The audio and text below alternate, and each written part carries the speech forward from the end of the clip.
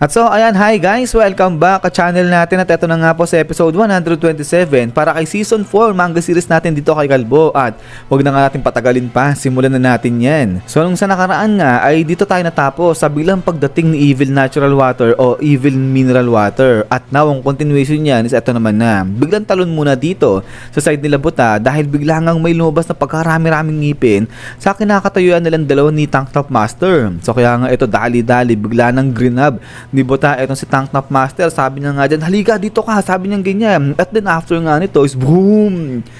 Biglang lumitaw na nga rito etong si Gams at eto nga muntik pang mangata dyan o manguya etong sila Buta at eto nga ngayon ngay ngangata-ngata at saka ngunguya-nguya etong si Gams at eto nga ngayon nagugulat etong si Tank Top Master ngayon niya lang nakita etong si Gams, sabi niya nga dyan, anong klase yan, sabi niya ganyan. At eto nga ngayon sa isip-isip ni Buta natama nga yung hinala niya, darating at magpapakita ulit etong si Gams at ang tindi raw neto ni Gams, ang lupit niya kasi nga habang dinadigest niya yung debris kinakain niya, kasabay nun ay nung gumangata pa siya ng ibang mga debris. So kaya eto tuloy pa ni Buta na kumpara dito kay Gams ay para lang daw siya ng diet at eto nga raw marahil yung ginamit na paraan ni Gams para makakyat siya sa pinaka-surface, pinagkakain niya yung mga lupa-lupa at saka yung mga debris nga dyan. At then ay after nga nito biglang talo naman dito yan sa side ni Homeless Emperor at natutuwa dito etong si Homeless Emperor, sabi niya nga dyan na ang sarap sa pakiramdam ngayon na nasa labas na siya, nasa open air siya at sa pagkakataon na to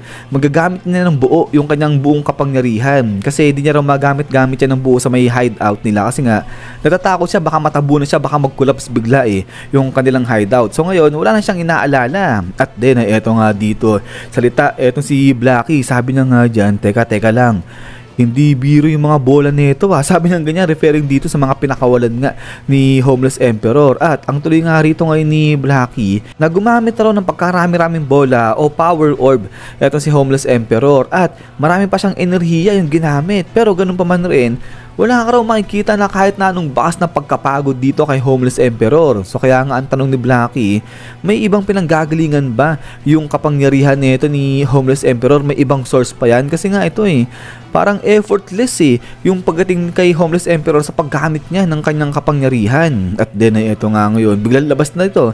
Itong si Ugly, sabi niya nga dyan kay Homeless Emperor, hoy ikaw, pinasabog mo, inagaw mo yung prey ko, sabi niya ganyan. At ito ngayon, sagot si Homeless Emperor, sabi niya nga dyan, di ba sabi mo malaya tayo dito, lahat pwede natin gawin, sabi niya ganyan. At ito nga tuloy pa ngayon ni Homeless Emperor na ginagawa niya lang naman daw yung ultimate law ng planetang to, which is yung survival of the fittest. Pero ito nga galit si Ugly, sabi niya nga dyan, ikaw, inaaway mo ba ako, sabi niya ganyan. At then ito nga ngayon, nagsama-sama na ulit itong tatlo, si Blackie, itong si Homeless Emperor at saka nga itong si Ugly. So parang kala mo itong si Homeless Emperor yung namumuno sa kanya. At ngayon sabi nga ni Homeless Emperor, yung mga mahihina, ayan, yung unang mamamatay. Pero eto nga habang yamot etong si Ugly, sabi niya nga dyan na huwag kakalimutan nito nila Homeless Emperor na pagkatapos ng laro nila na to, yung race ba nila sa kung sino yung pinakamaraming mapapatay na S-Class heroes, ay etong si Ugly nga raw yung sunod na magiging hari ng mga halimaw. At then pagkatapos nga nito is balik naman dito nga kala Fubuki at eto nga boom, biglang may bumagsak din sa harapan nila at eto nga ngayon si Genos yung biglang lumapag dyan at eto nga parang sasabog na talaga dyan etong si Genos. Kaya nga yun nag-alala etong sila Puri-Purit saka nga yun sila Fubuki. At eto nga ngayon sabi nga rito ni Silverfang, ano nangyayari dito kay Genos? So sabi nga rito ni Genos, yung kanyang core uminit na, nag-overheat na at sasabog na nga raw siya dyan, sabi niya ganyan. At then eto nga ngayon biglang nagpanik na talaga rito sila Fubuki at saka nga itong sila Silverfang. So ito sabi nga ni Silverfang, teka, baka may paraan pa para nga raw maayos etong si Genos at baka merong may alam dyan kung sino yung magawa nga ma-repair etong si Genos. At ito nga sabi nga rito ni Puri-Puri, alam ko na, si Drive Knight, alam niya yung buong katawan mo inside out, sabi niya ganyan. Ito sabi nga ni Fubuki, parang ang pangit ang term mo Pero ito nga biglang sabi dito ni Genos na wala na siya, umalis na siya, sabi niya ganyan, referring kay Drive Knight. At ito nga ngayon kinuwenta na ni Genos kung ano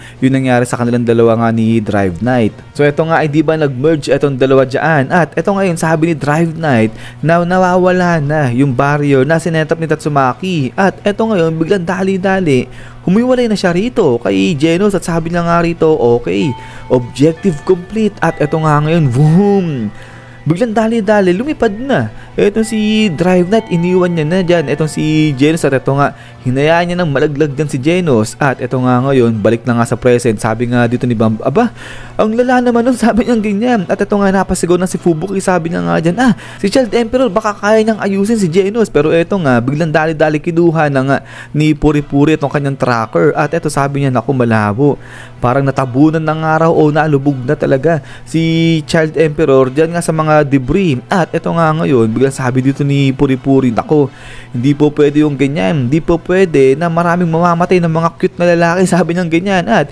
eto nga ngayon, boom, biglang nag-dive dito itong si Puri-Puri, sabi na nga dyan na ililigtas niya etong sila Genos pati na ayan si Child Emperor. At ito nga, biglang sabi dito ni Silverfang, o sige, bilisan mo, sabi niyang ganyan, dalian mo na rin. At ito nga ngayon, balik na dito kay Genos, dahil sabi nga rito ni Genos, ikanalulungkot niya, pero huli na ang lahat, sasabog na nga siya dyan. At eto ngayon, sinabihan na nga ni Genos itong sila Silverfang na lumayo na nga raw sila. Mga 5 kilometers yung distansya na ilayo nila. So ito sabi nga ni Fubuki, bakit?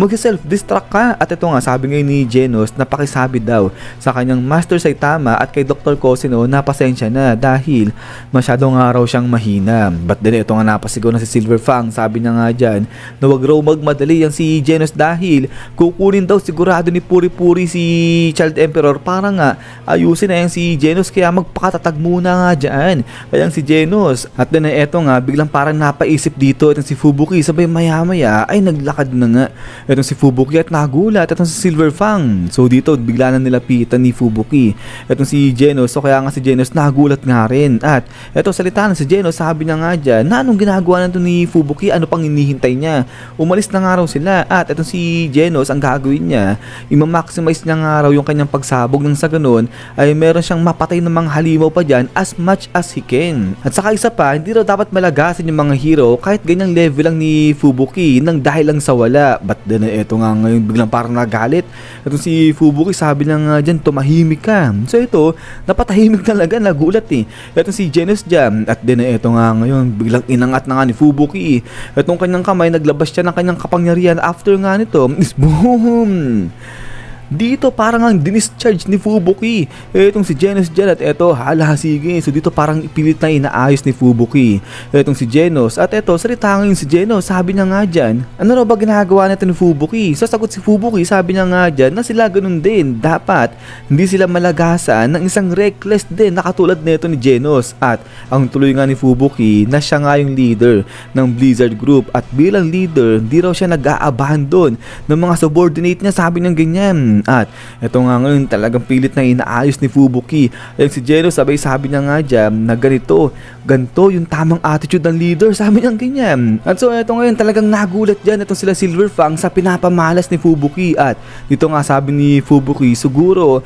kaya niyang isurpress yung hit nito ni Genos physically habang pinapalakas niya at hinihil yung mga organic parts ni Genos. At then after nga nito is boom, dito grabe, napasigaw na nga ng todo dyan etong si Fubuki sa pag-aayos dito kay Genos. At then eto nga, maya-maya ay nag-cool down na etong core ni Genos, so lumamig na etong si Genos. At eto nga, unti-unti na ayos na etong si Genos dyan. At then ay maya-maya pa nga is bam, so dito parang na-discharge na nga ng tuluyan dyan, o parang napalamig na lang tuluyan ni Fubuki etong si Genos. Eto grabe, usok-usok dyan etong dalawa. At then eto nga ngayon, tingin-tingin na etong sila Silverfang sa hanga etong si Genos dahil bagsak na nga dyan etong si Fubuki. So grabe, duguan dyan etong si Fubuki. At then pagkatapos nga nito is yan guys, so hanggang dito lang etong si episode 127 natin. So yun, grabe, ang tindi ni Fubuki sa episode na to, siya yung nagligtas nga dyan kay Genos. So Fubuki saves the day para nga rito kay Genos. Pero yun nga guys, ay ulit maraming salamat sa panonood dito kay One Punch Man natin, at hintay-hintay lang para sa next episode natin. So ayan ay ulit, ay lagi mag-ingat. God bless niyo lahat at kita-kits tayo ulit.